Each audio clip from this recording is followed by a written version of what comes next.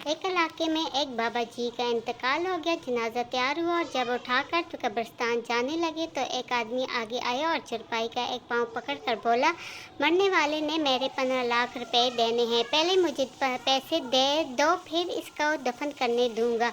अब तमाम लोग खड़े तमाशा देख रहे थे। बेटों ने कहा, मरने वाले ने हमें कोई तो ऐसी बात नहीं बताई कि वो मकरूज है, इसलिए हम पैसे नहीं दे सकते। मरने वाले के भाइयों ने कहा, जब बेटे जिम्मेदार नहीं तो हम क्यों दें। अब सारे खड़े हैं और इसने चारपाई पकड़ी हुई है।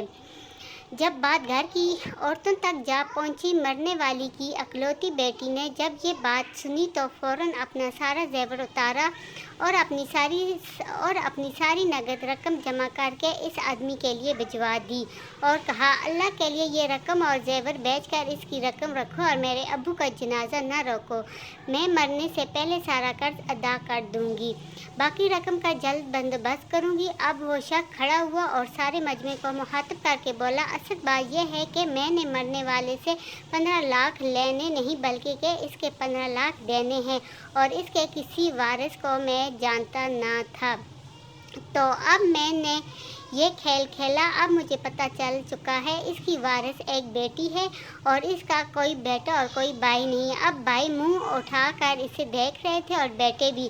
तरम दोस्तों, जिनकी बेटियां हैं बहुत खुश नसीब हैं, लिहाजा बेटी की पैदाइश पर खुश होना चाहिए।